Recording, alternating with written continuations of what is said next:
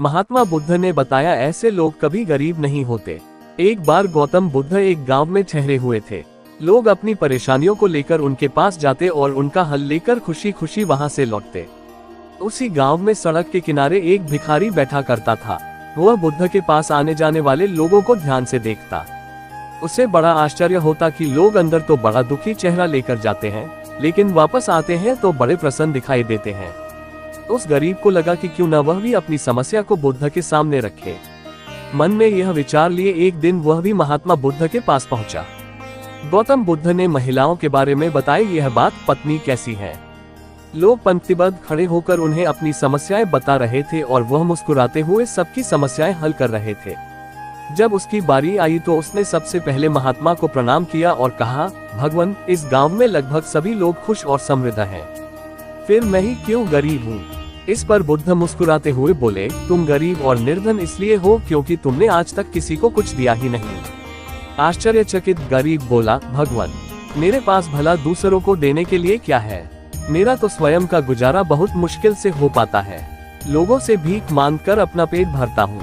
मैं लोगों को क्या दे सकता हूँ। भगवान बुद्ध कुछ देर शांत रहे, फिर बोले, तुम बड़े अज्ञानी हो।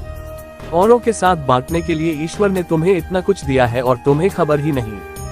थोड़ा सोचो तो तुम्हें पता चलेगा कि ईश्वर ने कैसी बड़ी बड़ी चीजें तुम्हें दी हैं जो तुम आसानी से दूसरों को दे सकते हो। सबसे पहले तो मुस्कुराहट दी है, जिससे तुम लोगों में आशा का संचार कर सकते हो। मुंह से दो मीठे शब्द बोल सकते हो। दोनों हाथ से लोगों की मदद कर सकते हो। ईश्वर ने जिसको ये तीन चीजें दी हैं वह कभी गरीब और निर्धन हो ही नहीं सकता।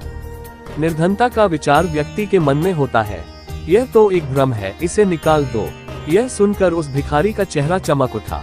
ने तुम्हें इतना कुछ दिया है और तुम्हें खबर ही नहीं। थोड़ा सोचो तो तुम्हें पता चलेगा कि ईश्वर ने कैसी बड़ी बड़ी चीजें तुम्हें दी हैं जो तुम आसानी से दूसरों को दे सकते हो।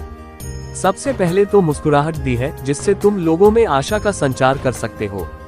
मुंह से दो मीठे शब्द बोल सकते हो। दोनों हाथ से लोगों की मदद कर सकते हो। ईश्वर ने जिसको ये तीन चीजें दी हैं वह कभी गरीब और निर्धन हो ही नहीं सकता। निर्धनता का विचार व्यक्ति के मन में होता है। यह तो एक भ्रम है, इसे निकाल दो। यह सुनकर उस भिखारी का चेहरा चमक उठा। अगर आपको यह कहानी अच्छी लगी तो चैनल को लाइक कर दे। जय हिंद, जय भारत। धन्यवाद।